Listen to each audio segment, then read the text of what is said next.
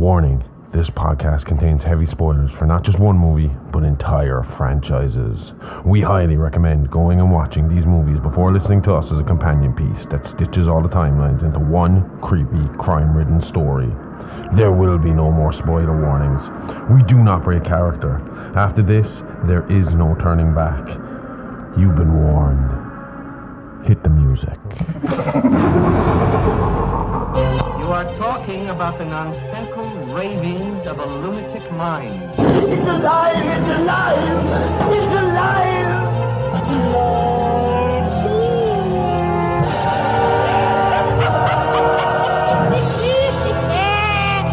It's alive! It's alive!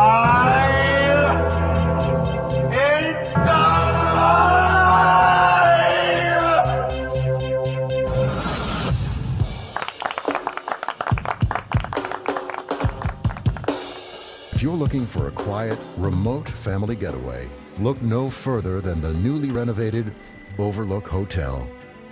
With our famous garden maze and beautifully appointed interiors, there's a surprise around every corner. Our staff is hard at work to make you feel welcome. The Overlook Hotel. Come stay with us forever and ever. So based on that lovely ad I just played for you, how likely are you to go stay at the Overlook Hotel? Very likely. Yeah? Yes. Well, prepare for the Yelp review from hell as I drag you through the historic halls of the supposedly haunted Overlook Hotel. Hello and welcome to It's Alive podcast. This is a true crime, paranormal, interstellar podcast covering unbelievable stories that sound like they were ripped straight from the pages of a Hollywood script. I'm your host, a man of many names, the Outlaw Hardy Ray, the Bruiser Bronson, Dr. H.O. Smoking THC, or you can just call me Josh for short. And with me as always is my very own Scream Queen, the perfect combination of beauty and brains, the bride of Smoking Scene, the India horror, the expert of guts and gore, the gorgeous, the sexy Aimee Rose. Hi. And if you haven't guessed, this week we are doing haunted hotels. One haunted hotel in particular. Nice. I love Overlook. paranormal stuff, and creepy hotels are the best. Like, you have to imagine that it's pretty common for people to die, in hotel rooms, between old age, health issues, and unfortunately homicide and suicide. Yeah, sure remember my story about working in the Carnan Hotel in Killarney, where the ghost of the original owner's daughter, Gwendolyn Herbert, is still said to roam. No, I never saw her or anything. I was just told that she roamed around the area where I was painting the Before or after you were painting? Oh, well, she'd been there for years. No, I mean, were you told before or I was after? told before. I completely forgot about it, and then I would just spent my whole time listening to the last podcast and left on my headphones, so I never actually paid any attention to anything that was going on around me, bar my painting and podcast. Yeah. So. Well, Could have been there, don't know. it is a well-known fact Ireland is home to some of the scariest and most disturbing ghost stories you'll ever hear, some of which originate and remain in hotels scattered all over the country. So if you've ever had the urge to scare yourself and are fascinated by paranormal stories that run rampant on the Emerald Isle, then here's a look at some of Ireland's most haunted hotels. Number 1 is Ballycally Castle in County Antrim. Perched along Northern Ireland's famous Causeway coastal route, this majestic hotel is said to have been the scene of strange apparitions. One of the most memorable stories to come out of the Ballygally Castle is... That's really hard to say, Ballygally Castle. I was the same. That's because we have Ballygary Hotel here. Which I think that's... No, we don't get that here. We got Ballygary in a tip as well. It should be, Ballygally Castle Hotel is that of Lady Isabella Shaw. She is said to have lived a tragic life, having been locked in a tower by her own husband, Lord James Shaw, due to her inability to give birth to a male heir.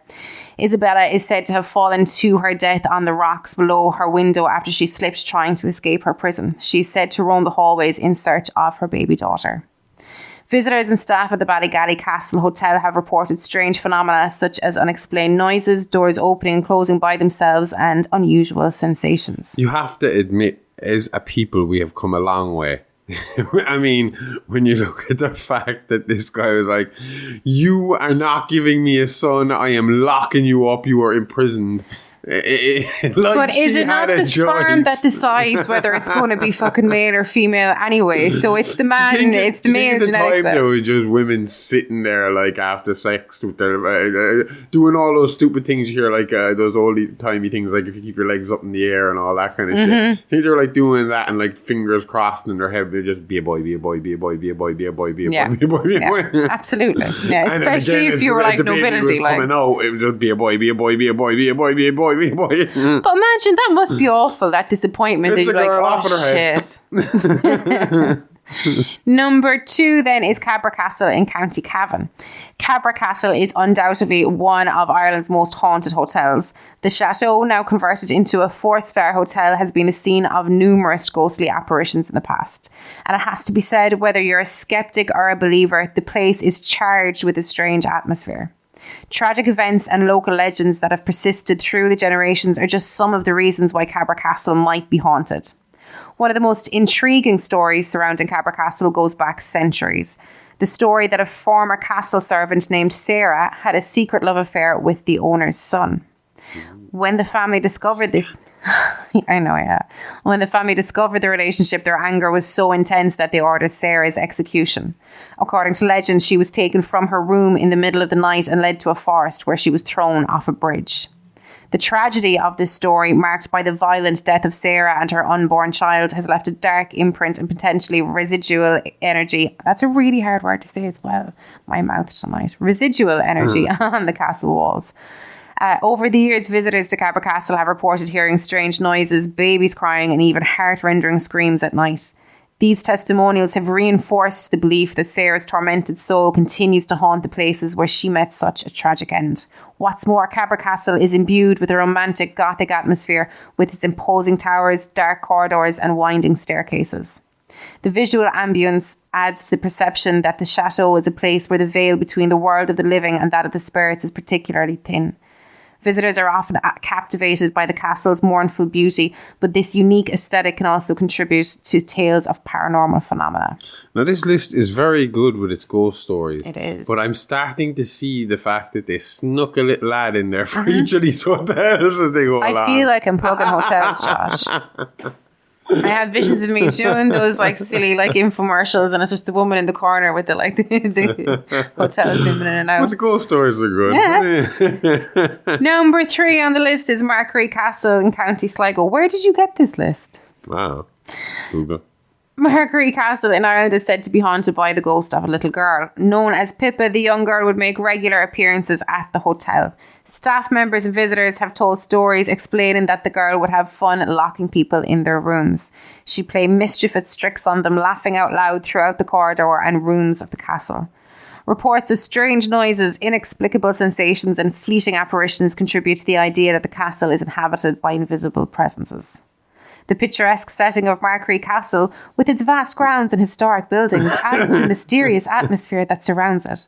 Visitors find themselves transported to bygone eras where ghost stories and mysteries seem to come alive among the stone walls and dark corridors. I'll take the music from the clip of the Overlook Hotel ad that I had at the start and I'm going to put it over these little sections that you're talking about. But I'm not saying in that one I don't like little kid, especially girl kids ghosts, and we're going to learn why in episode 2 of this series. I don't know if they're on this list, but there is a hotel in Ireland where there is 2 kids, 2 girls. They were twins, and it's a castle hotel, but basically one died but one fell down the stairs, but the ghosts that come back, one of them is like dragging her broken legs like down behind her back down the stairs. That's fucked up. It's creepy.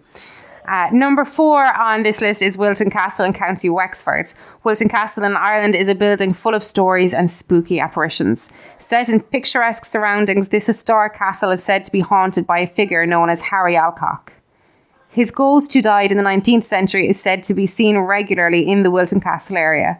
Local legends have it that at certain times every year, locals would gather to try and catch a glimpse of its ghostly silhouette. But he wouldn't be the only ghost to appear in the castle. A former actress is also said to haunt the premises, and it is said that this spirit illuminates the castle tower. I wonder who that is. That'd be interesting. We got to look that up. Only thing that I could find about that was that she was a former actress that died in old age, and she died when her oil lamp lit up her skirt. Ooh. Yeah, so she burned to death. Yes. Yes. That was the dangers before electricity. Oh, come here. It happened a whole load. There is this one story as well where this church burned down and people were running to the door. But there was a massive door jam caused by all the women running to the door and all their skirts. Yeah, and nobody could get out of the door and they all burned to death. At number 5, one of my personal favourites is Kinnetty Castle in County Offaly. Kinnetty Castle has a strange ghost story. A monk would make repeated appearances, creating fear among the local population.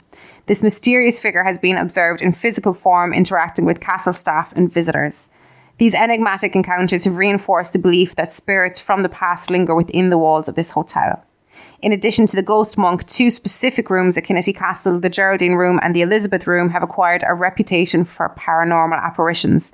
Testimonials report unexplained apparitions, strange noises and unusual sensations in these rooms. And you want us to get married there, right? Yeah. Yeah. That would be my number 1 place is Kinnetty Castle. Yeah? Yeah. Only if we could get the week so that we could go spooking around the place for a while. They let you use the sword as well to cut your cake. Oh, see, that that'd be cool. We have one here in Tralee as well, close to where we live, and it is in Ballyseedy Castle, County Kerry, not to be confused with the Ballyseedy meth cartel.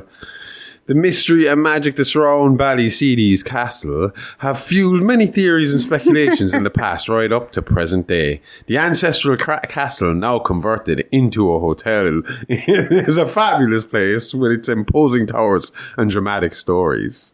Good job. It's very hard to stay in character, isn't it? One of the most memorable stories associated with the site is that of Hilda Blennerhassett, a member of the family who owned the castle from the 18th century until her death in 1965. I didn't realise it was that recent.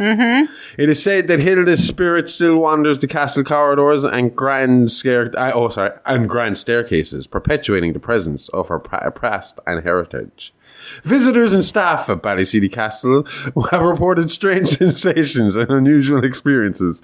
Fleeting apparitions, doors that open and close by themselves, and mysterious noises have been reported on several occasions. That's not a good actual plug for the hotel, because you don't really want that to be happening in your hotel. You want peace and quiet. Did you know though that when Hilda, that during lockdown, visitors, I think there's a picture of it as well, they caught a woman in Victorian clothing in one of the windows, but apparently when Hilda died she was found in an old black Victorian dress. These phenomenon have contributed to the belief that the chateau is inhabited by invisible presences. What's more, the medieval atmosphere of Ballyseedy Castle creates an ideal backdrop for ghost stories and supernatural intrigue. Hanging chandeliers, dark corridors and elegant rooms reinforce the idea that the chateau retains ancient secrets and residual energies from the past. All that, and it doesn't even come close to the subject we're about to cover today, and that is the Overlook Hotel. I'd probably get married there as well. But before we get into that, if you liked that little rundown of haunted hotels, then come check out my show, Creepypasta Crypt, every Monday and Tuesday. There's about 50 odd episodes up, and a good shot of them are ghost and haunting related. Yeah, she won't ghost you if you listen to them. She'll talk to you actually if you talk to her online. She's really nice. Yeah. Good plug. Thank you. The Overlook Hotel began construction in 1907 in the Rocky Mountains of Colorado. The passion project of 40-year-old oil tycoon Robert Townley Watson, a man who had gone from rags to riches. Born 1867, Watson's father was an aspiring gold miner who moved the family of Robert, his younger sister Helen, and mother Regina to the Rockies in search of riches. At this point in American history, Colorado was heavily populated by Native Americans. Native Americans who still weren't too happy that these Brits were coming in and commandeering their land. Living in makeshift campsites, Robert's days consisted of fishing, hunting, collecting firewood, and helping his father in search for gold, all while fending off the angry Injuns, as he put it in his own autobiography years later. Robert didn't exactly have a great respect for the natives and actually held a bit of a vendetta against them, which we will see later.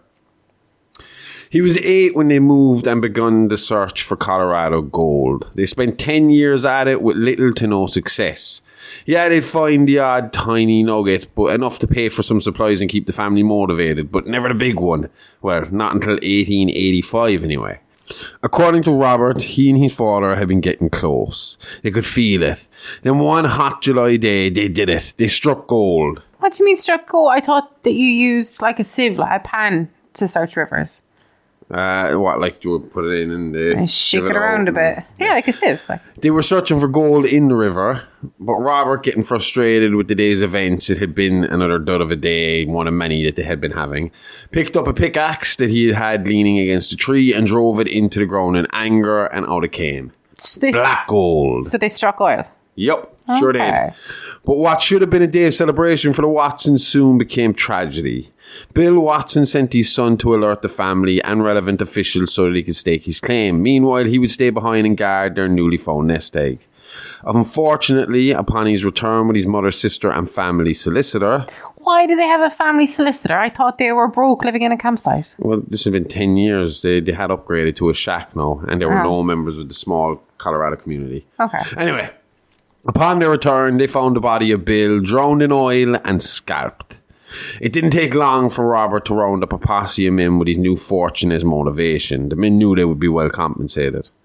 Robert and his mercenaries tracked down the local Native American tribes, slaughtering the whole clan, men, women and children alike, scalping each alive before burying them all alive in a mass grave.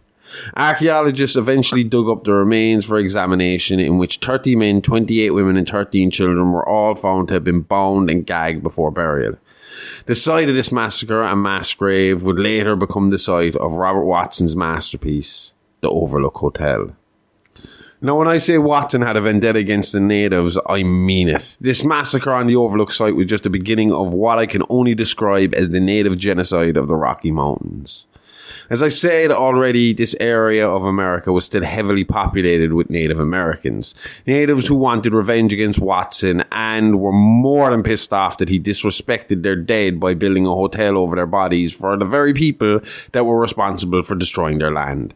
The Overlook was to be a lavish, exclusive, high-class resort for the mega-rich, famous, and even royalty. So what had originally planned to be a year-long build, which started in 1907, turned into 2, as the natives repeatedly mounted attack after attack on the building and its workers. Watson, tiring of the constant setbacks and mounting costs with rebuilds and payouts to injured or in some cases dead workers' families, decided it was time to go full Nazi and wipe the natives from his land once and for all. So again, using his riches, Watson paid mercenaries, bounty hunters and ex-soldiers to eradicate the native scourge from his life. Now, remember the difference in money between now and the early 1900s. But Watson was offering, for his mercenaries, 100 per head, 1,000 per clan, and 10,000 for any man who was able to scare the natives away for good. The 10,000 was never claimed. Although it is said over the 2 years it took to build the Overlook, Watson paid out up to $100,000 to bounty hunters, and although they weren't scared off the land, the natives' numbers were decimated enough for them to withdraw and admit defeat, allowing the Overlook to open its doors in 1909. And although they did continue to pick away at Watson, his hotel, his staff and guests, as people related to the hotel would go missing from time to time, until Watson's sold the hotel in 1929. Okay.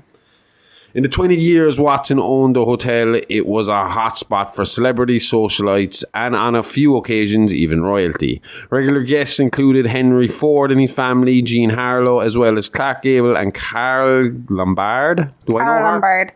She was married to Clark Gable. Her story always makes me a bit sad. What is it? She was married twice, Clark Gable, but they were seen as like, like a great romance. Married him in 1939 after she divorced her husband. They were trying to have kids, but it turned up that she was infertile, and then she went on a war bonds tour in 1942, and she was travelling back on the plane and died at the age of 33. Oh. Yeah, but apparently Clark Gable never got over her. It was a proper romance.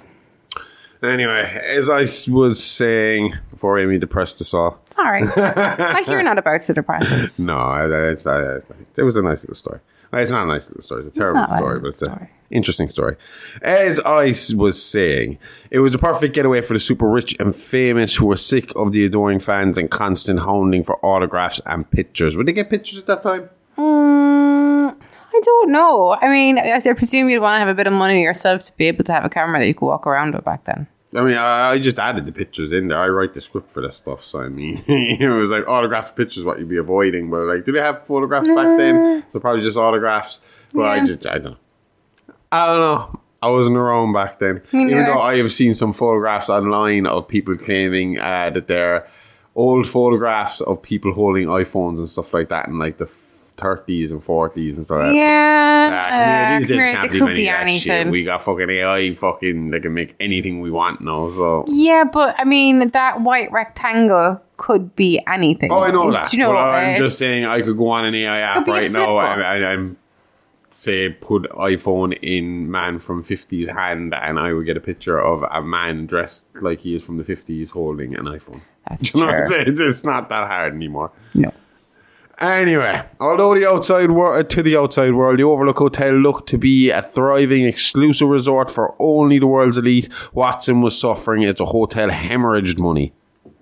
You see, the location chosen for its seclusion was impossible to reach during the treacherous Colorado winter months, meaning the Overlook was a seasonal resort, closing at the end of September, start of October, and reopening in May each year.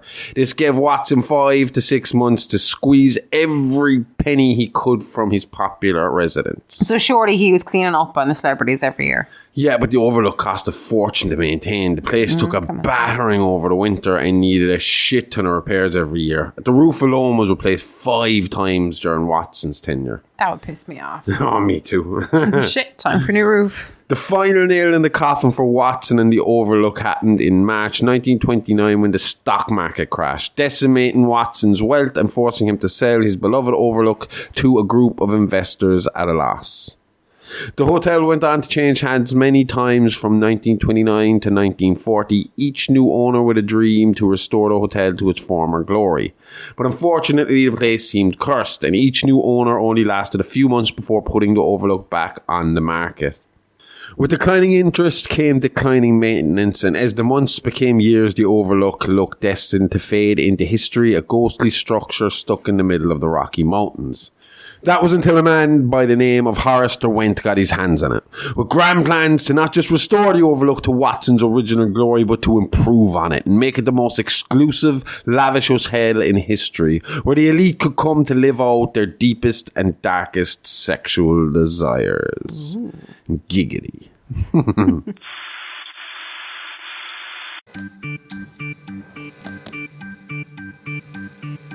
Patreon is alive, alive, live, alive, live, alive. Patreon is alive, alive, horror podcast. Patreon is alive, alive, live, alive, live, alive. Patreon is alive, alive, horror podcast. Hey kids, can't get enough of that blood, guts and gore? Then head on over to our Patreon, where for just $5 a month you'll get exclusive access to our true crime show Real Monsters and horrific history tales from Playing with Bones with Aimee Rose, along with early access to our minisodes and ad-free access to everything else. All this and loads more horror-tastic extras from the Horrorverse. So what are you waiting for? Permission? Go nick your parents' card today and subscribe now at patreon.com/It's Alive Alive Pod. Remember, that's It's Alive Alive Podcast, a really, really fake true crime horror podcast. It's Alive Alive, all the guts and gore with none of the guilt. So this was a pure pleasure palace, like a place where celebs and politicians could live out their kinks. I said that's what Derwent's plan was. I didn't say he succeeded. I mean, he held a few key parties, had a few eyes wide shut nights, but all in all, it was pretty tame. Far from the Jesus the Sad vision he originally had. Who's Jesus the Sad? Oh, yes. I'm getting into this subject. Jesus the Sad, real name unknown, adopted his stage name by putting the name of Jesus Christ and the surname of Marquis the Sad together in a blasphemous mixture of sacred and profane, just the way he liked it. This man's entire life was dedicated to pleasure in its most extreme forms. He believed San Francisco to be the new biblical Gomorrah and wanted to make the best use of it in his life. He founded and directed the Gomorrah people, appointing himself as their lord, and used his considerable wealth and social status to finance every forbidden, sick perversion, the more revolting the better. He became famous or infamous for drug dealing and producing and in starring in some extreme porn films, for his sick sexual tastes, and of course for hosting the best and most sinful parties San Francisco had ever seen. Providing forbidden pleasures granted Desaad an increasing number of hosts, while in turn knowing powerful people's dirty little secrets increased his powers and influence, in turn making him one of the most powerful men in the city and in the entire west coast of America. He had many servants who helped him manage his empire of vice, and most efficient of them being Harcourt, met on the set of one of his porn movies, Sex Dwarf, and hired as on retainer from there on. Harcourt found lubricant for Desaad's hosts, found actors and actresses for his movies, managed his finances, and raided the local zoo to provide Jesus with always different animals to satisfy his thirst for exotic sex. From big mammals to gerbils to armadillos. Armadillos. That was Jesus Desaad. I'm pretty sure he had an armadillo. His empire of boundless hedonism crumbled down within a single day in quite an unexpected way. Jesus Desaad was hosting one of his legendary parties, a never-ending orgy with dozens of people invited, when 3 unexpected guests crashed it. A priest, Jesse Custer, his girlfriend Tulip, and their friend Cassidy. The trio had come to Desaad's mansion while investigating the death of Greta, Cassidy's girlfriend, killed by a heroin overdose. The drug had come from Desaad. At first, the 3 party crashers were quite amused with what they found in Desaad's mansion, and the Lord of the Gomorrah people even invited them to join his guests. While snooping around the mansion, however, Jesse found and the set of the new porn film Desaad was filming, one that involved a young boy among others. Disgusted by his host's pedophilia, Jesse reached Desaad and started beating him savagely, as we would all fucking do. In the meantime, some agents of the Grail, don't worry, I'll get to it, had followed Custer and his friends and started a shootout that made all the guests escape in fear. So there was nobody left to defend the master hedonist. Nobody but the always faithful Harcourt, who tried to save his lord by pointing a gun at Custer. Without even stopping, reducing Desaad's face to a bloody pulp, Custer used the voice of command, again, I'll get to it, to order Harcourt to eat his gun. Something he tried to do, breaking his teeth and jaw in the process.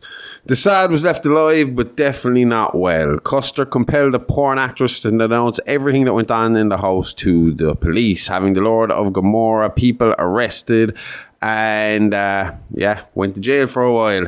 But prison was not the worst thing that could happen to Jesus Desaad, however, because Jesse Custer in fact promised he would wait for the moment he got out of jail to personally inflict him with some true punishment. Okay. Great. That answers the question of who Jesus Desaad is, but I have a follow-up question, and that's, what's the Grail, and how did the priest force the guy to eat a gun without physically forcing it down his throat? Awesome. Well, okay, right. You ready? The Grail is a clandestine organization with holdings and agents from 113 countries under the guise of Grail Industries. The Grail is tasked with to protect the bloodline of Christ, and for over 2 millennia, the Grail worked hand in hand with heaven and hell. Their ultimate goal is to facilitate the apocalypse through nuclear warfare and pave the way of Humperdoo to take over as the Messiah. Humperdoo? Yeah, the Jesus Messiah, keep up. Now, Jesse Custer is a priest who's looking for God, and he's going to kick his ass because he... No, I'm going to stop you right there. Like, I had enough conspiracy talk with the Trioxin series. Move on with Derwent. Okay. But it's just about to get interesting. Oh, fuck it. I'll change the subject then. Like, you compared Derwent to Jesus Desaad, but as far as I know, Jesus operated in the 90s. Derwent most likely modelled himself after the Marquis de Sade. Marquis de Sade, originally Donatien Alphonse Francois Count de Sade, born in 1740 in France and died in 1814 near Paris, was a French novelist and philosopher. After abandoning a military career at the end of the 7 Years' War, he married and became involved in a life of debauchery and outrageous scandal with prostitutes and with local young people that he abducted, for which he was repeatedly imprisoned and once narrowly escaping execution. Despite his noble birth, he supported the French Revolution, which he saw as representing political liberation on a level parallel to the sexual liberation he himself represented. He was twice sent to this insane asylum at Charenton, where he would eventually die. He overcame boredom and anger in prison and the asylum by writing sexually graphic novels and plays. The 120 Days of Sodom, written in 1785, was a tale of 4 libertines who kidnapped victims for a non-stop orgy of perversion. In his most famous novel, Justine, in 1791, the heroine suffers because she fails to perceive that there is no moral God and that desire is the only reality. His other works included Philosophy in the Bedroom in 1793 and Crimes of Passion in 1800. His reputation and writings gave rise to the term sadism. Do you know what we should do? Do you know in Channel 4, Americans won't know this, Channel 4 is a British channel, but they did this thing where shows swapped what they were doing. So like you had 8 out of 10 cats did countdown. Oh yeah, I remember and that. Stuff like that. And that's still a running show. 8 out of 10 does cat countdown. So it was so popular. So popular, yeah. But what we should do some week is we should swap shows. And you should do Real Monsters and I do the Marquis de Sade. And I will do Playing with Bones and I'll cover some Viking shit. Oh yeah. Do a little flip over one week. Okay. So we're Playing with Bones does Real Monsters and Real Monsters does Playing with Bones. Okay, cool. I gotta approve the script though. Huh? I gotta approve the script. Oh God. There went a millionaire inventor, pilot, film producer, and entrepreneur, and a known bisexual man in a time where homosexuality could result in serious jail time, like to flaunt his debaucherous lifestyle to the invited guests of the Overlook Hotel. How did he get away with being openly bi at the time? Wealth, status, and he never entered into a relationship with other men. He enjoyed sleeping with men, but that's where the fascination ended. When it came to relationships, he was all about the women, and there was no shortage of them in his life either. So he never had a boyfriend, like not even a secret one? Not that I know of, but there is an interesting story about one of the Went's flings falling head over heels for the former movie producer turned hotel owner. Apparently, just before reopening the hotel, Horace had a fling with a gay man named Roger while on a trip to Cuba.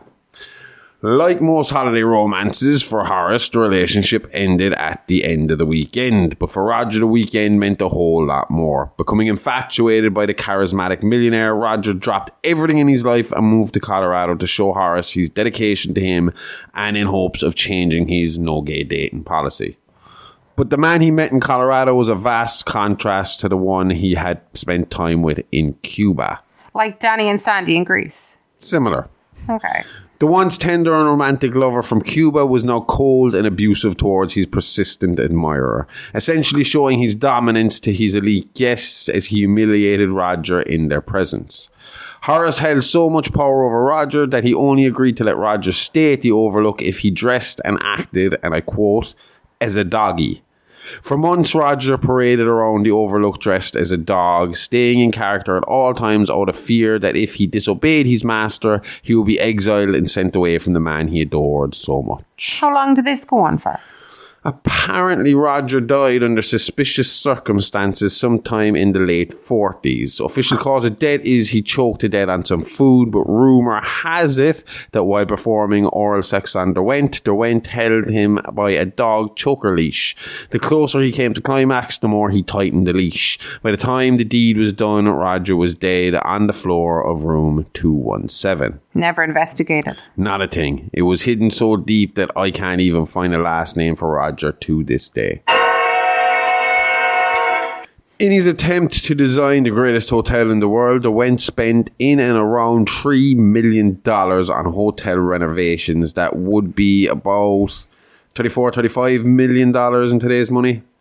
These mountain costs, along with his lavish lifestyle, along with what was becoming a full-blown obsession with the hotel, saw Derwent turn down outside projects in favour of spending more time in the Overlook, often spending winters alone with only contracted maintenance workers to keep him company. This guy must have had an endless supply of cash the way he's spending a living. Afraid not. In 1952, the well ran dry, but some new investors were on hand and happy to help. Those investors were the New York-based Pagliari Investment Group, otherwise known as the Pagliari crime family. The Overlook Hotel had often been used as a neutral meeting ground for the New York and surrounding area crime families. Its seclusion, along with its one-way in, one-way out road system, provided them with plenty of safety and warning from outside threats, namely Johnny Law. It's even a location of the legendary meeting that saw the birth of the Commission and essentially the birth of the modern U.S. Mafia.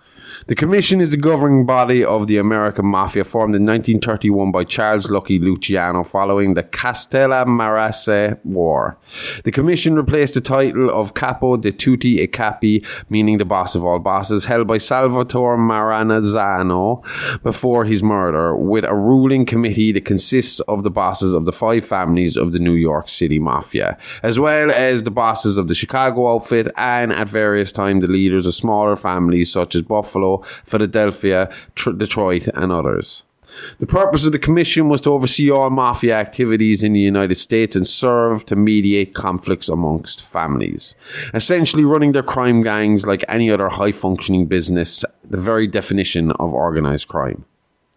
One of these mobsters took a particular shine to the hotel, becoming a seasonal live-in guest, spending his entire summers in the Overlook luxury suite.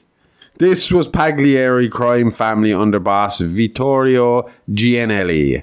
Gianelli, the brother-in-law of Don Salvatore Pagliari, hadn't had the same rough upbringing as his peers and had a lot felt that he had held his position due to nepotism rather than on merit. Gianelli, more of a white-collar criminal than a blue, had a tendency to look down his nose on some of the more brutish members of the family. This led to a lot of unrest when Salvatore eventually passed away of old age, leaving control of the family to Gianelli. In the meantime, the mounting costs of the Overlook forced the Wendt to take out loans to keep things together. Those loans were acquired from, you guessed it, Vittorio Gianelli. It doesn't take a genius to figure out what happened next, and as Derwent fell deeper and deeper into debt, ownership of the Overlook eventually found its way into the hands of Gianelli, and so began the age of the mafia in the Overlook Hotel. From 1953 to 1967, the Overlook was pretty much a mob-safe haven. The original plan was to make a casino resort out of the hotel, but strict gambling laws saw that plan go the way of the dodo. Instead, like it had in the past, the hotel served as a mobster meeting place and a landmark for celebrities to rub shoulders with famous mobsters and lavish parties where every vice could be catered for. Now, as I said earlier, after the death of the founding father of the Pagliari family, Salvatore Pagliari, Vittorio Gianelli took control of the family, running business directly from his suite in the Overlook Hotel. I won't dig too deep into the situation too much today because we will be doing a major deep dive on a certain mob family and the New York Mafia scene a little later in the year. What I will say is that the blue-collar criminals of the Pagliari family got sick of playing second fiddle to Gianelli and his snobby stockbrokers. In 1967, angry having been passed over by his father for his less qualified uncle-in-law, George Pagliari organised, with the approval of the commission, to take down Gianelli, who had begun to refer to himself as the boss of all bosses, a cardinal sin in a time after the commission had abolished the title back in the 30s. So, on August 8, 1967, as Gianelli and his 2 bodyguards exited the elevator on the ground floor of the Overlook lobby, they were brutally gunned down by 6 masked men brandishing old-school Tommy guns. This was overkill at its finest, as all 6 men reloaded their guns 6 times, shooting the bodies on 6 separate occasions in unison. Basically, 666. Sorry. Yeah, you're right. It's 6 men, 6 reloads, 6 shootings, like a sign from the Overlook, maybe. That's what I was going to get at myself. I see you were about to say it as well, so I'd let you say it. But yeah, pretty much that's a sign of things to come here. Yeah. You know, a dark sign. I mean, and for them to do that, they must have seen something in the Overlook. There must have been some rumours at that stage as well. I haven't read any rumours at that stage, but yeah. After this murder, police, ATF and the FBI agents swarmed and searched the Overlook, leading to a huge trial against the leaders of the commission and seeing countless mafia soldiers and associates take convictions and do some time. The Overlook was confiscated by the government and auctioned off to another investor group who kept the hotel closed until 1969 for minor maintenance and renovation. Because to Diane's credit, despite not making a penny from it, he designed one of the most aesthetically pleasing hotels ever in existence. Right, that's the history of the hotel up until the 70s. So now we get into the ghosty shit. Finally. You've been waiting for this. Absolutely. So, do you know who Lorraine Massey is? I love Lorraine Massey. Well, Lorraine Massey, was it Lorraine or Lorena? Lorraine, isn't it? I had my hand on my throat when I was speaking, Okay, so that's it came okay. out Lorena. She was an American child actress and singer. She attained international stardom and critical acclaim as an actress in both musical and dramatic roles, as a recording artist and on the concert stage. Renowned for her versatility, she received a Golden Globe Award, a Special Tony Award, and was one of 12 in history to receive an Academy Juvenile Award. Massey struggled, though, in her personal life from an early age. The pressure of early stardom affected her physical and mental health from the time she was a teenager. Her self-image was influenced by constant criticism from film execs who believed that she was physically unattractive and who manipulated her on-screen physical appearance. She had financial troubles, often owing hundreds of thousands of dollars in back taxes. Throughout her adulthood, she struggled with substance use disorder involving both drugs and alcohol. As she aged, years of abuse began to show, surviving on royalty checks and an elderly, rich, high-powered lawyer husband's checkbook. Massey continued to live her lavish and destructive lifestyle well into her 50s. When the Overlook reopened, she was a regular guest, usually accompanied by a strapping young lad young enough to be her son, and in later years, her grandson. In 1970, on the weekend of her 54th birthday, a haggard-looking Massey arrived at the Overlook with a new up-and-coming Calvin Klein male model. This weekend happened to coincide with a pharmaceutical convention being held in the lavish hotel function room known as the Gold Room. Basically, there was a bunch of good-looking women trying to sell new drugs to doctors. Okay. That night, when work was over, the medical practitioners and salespeople were out to play, and unfortunately for Lorraine, her beau had eyes for a younger, wilder model, leaving Lorraine to drink alone at the bar as he left with a few girls to attend a private party in one of the doctor's luxury suites. This for Lorraine was her rock bottom. Her career was long over, her looks were fading, and the one thing that made her marriage bearable was her steamy weekends away with younger men, and now even that was gone. Desperate, depressed and defeated, Lorraine Massey finished her drink, went back to room 217, ran a warm bath, and consumed a bottle of 60 Valium as she drank red wine straight from the bottle. She was found in her bath the next morning by housekeeping. Cause of death is officially drowning. What about the 60 pills, though? High-power lawyer husband, remember? He didn't need the scandal of a drug-addicted wife dying of suicide because her toy boy ditched her. Yeah. So Stuart Ullman, manager of the Overlook since its reopening, went along with the story, and the true story of Lorraine Massey went down as just an urban legend. It's only the testimony of the maid who found the body and other guests who saw her open drug use and alcohol consumption that we have the story we have today. People who have stayed in room 217 have constantly complained of having terrifying dreams and from hearing noises coming from the bathroom, like a glass bottle smashing on a tile floor or the taps turning themselves on and off. The creepiest of the stories is that if you watch from the front door of the room, you can see into the bathroom, which is directly across the room from the main door. So if you're standing at the main door and you look in the main door and the bathroom door is open, you can see the bathtub. Okay. They say if you stand at the main door and stare at the bath long enough, that you'll see the shower curtain slowly begin to creep open. And what's behind it when it opens? No one can ever say, because they say they get filled with fucking fear and run for their life. They don't know what they're running from, but they know they need to run. Get out. Okay. So no one has ever actually been able, no staff member has ever actually been able to stay long enough to see what happens. Some people say it's an optical illusion. Some people say that it's just a case of, you stare at something long enough. And it looks like it's moving. But the slightest twitch and they all went running. One guy who did say something about it, who we're going to talk more about next week, is Danny Torrance. And he said that when he ran from it for the first time, it felt like the hotel was trying to grab him, to get him, to consume him, to draw him in, to make him one with the Overlook Hotel. But we'll talk more about Danny and his dad next week. Okay, it's honesty time. We have a confession to make. We suck at socials, no good at Insta, can't send a tweet or an X or whatever that super villain looking motherfucker is calling it now. Stick to your space cars, Elon.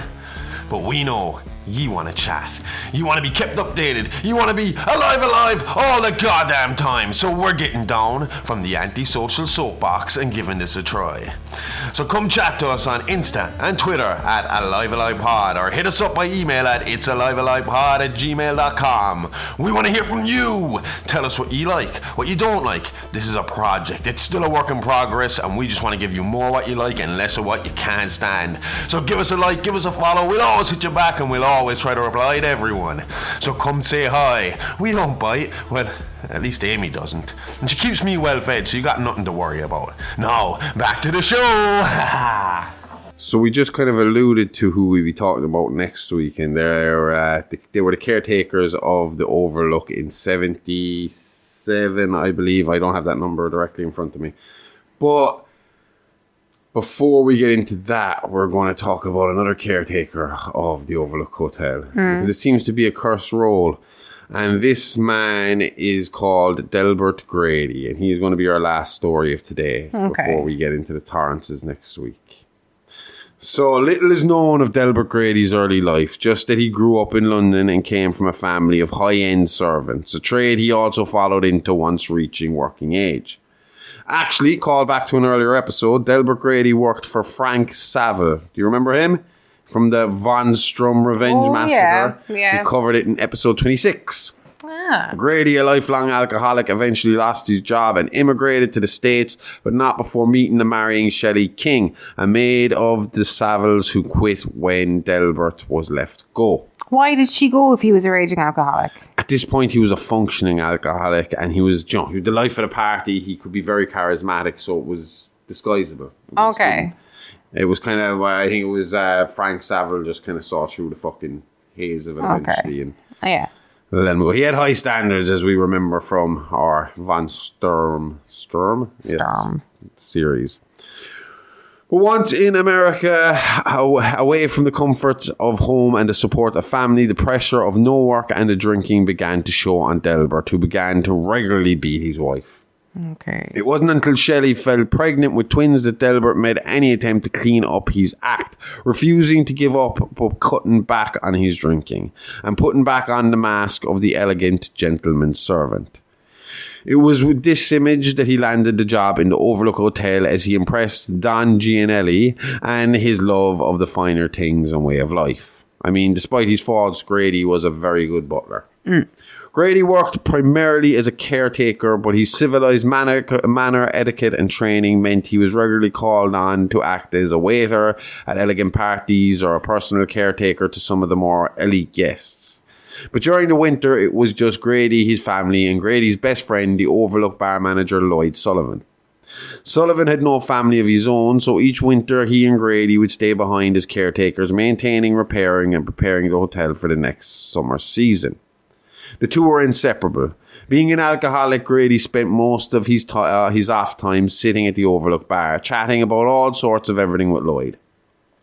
In later diaries, we would read that Lloyd was one of the few people Grady would open up to, and despite being the facilitator of his habit, Lloyd was working hard with Grady to wean him off the alcohol and into a program. Things were going good too, until one night after a particularly bad fight with Shelley, Grady went on a bender. He said Lloyd and him had got into a fight and Lloyd left. Remember, this is the dead of winter now. Yeah. Grady said Lloyd regularly went into the world-famous Overlook Hotel hedge maze to think and just collect himself. Grady claimed Lloyd knew the maze like the back of his hand and he would never get lost in there. But he did, right? Yeah. No, he didn't get lost so much as he froze to death before he could get back out. He was found frozen in the fetal position right in the centre of the maze. Ooh. Obviously, Grady blamed himself and his drinking, but instead of dealing with the problem, he doubled down. It was then he began to talk to people who weren't there. In fact, the diary he kept was actually filled with letters to Lloyd written post-mortem. Not post-mortem for Grady, but for Lloyd. For Lloyd. Was dead. He spoke in the letters as if Lloyd was right in front of him. The most startling information in these letters, though, was his state of mind. He commented on how his family were acting strange, how his daughter looked at him funny, daughters even looked at him funny now, how his wife accused him of sitting at the bar alone all night when clearly he had been there with Lloyd.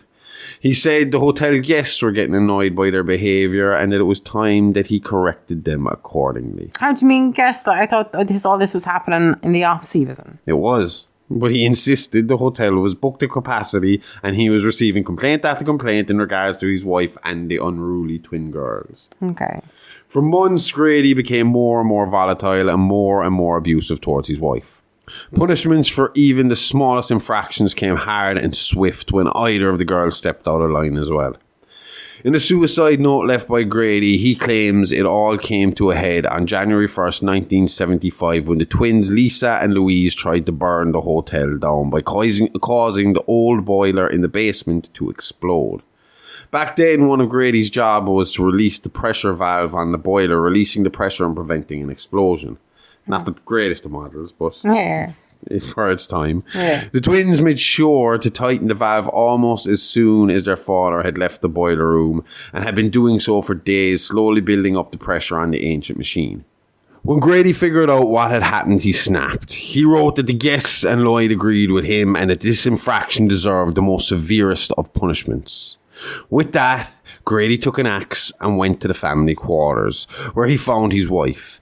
Using the axe, he hacked her into tiny pieces, placed her dismembered corpse into a refuge sack, and carried her over to room 217. There, he spread her parts in their correct anatomical position across the bed. He then went to find the twins, who he found cowering in the basement. He dragged them by their hair from the basement up 3 flights of stairs, then in front of their mother's dismembered body took turns hacking at them, first taking each of their arms, then each of their legs, before finally their heads. He then stacked their bodies neatly in the hall, almost as if to leave them out for housekeeping to take his trash away. He then sat in room 217, poured a whiskey, wrote his suicide note, drank his final drink with a fine Cuban cigar, and blew his brains out. The badly decomposed bodies wouldn't be found for 3 months when the snow finally began to thaw and the local rangers did their annual wellness check. The diary of Delbert Grady and the murder of his family was put down to stress, alcoholism and cabin fever, and the case was quickly put to bed. The Overlook opened its doors as usual only 6 weeks later with 2 new rules.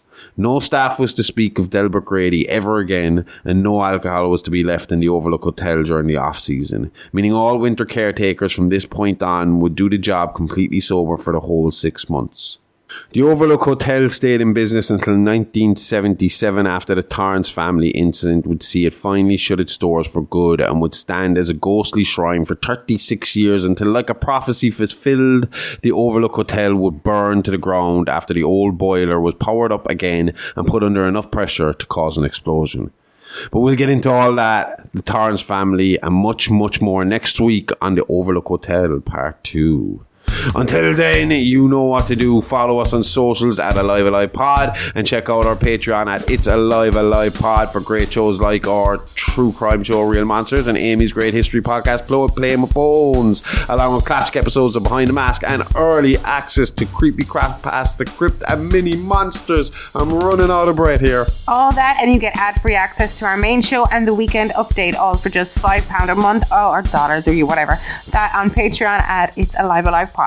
And now you get a 7-day free trial that go with that. So you, before you even spend your $5, you can test it for 7 days. And if you like it, then you can spend the $5 on it. So I mean, can't get a better deal than that. We'll be back next Wednesday with more tales from the Horrorverse. It's a Live Alive podcast. All the guts and gore with none of the guilt. See you all next time. Same Alive Alive time, same Horrorverse. Shannon and Kate, love you. Bye bye. Really love you. Bye bye.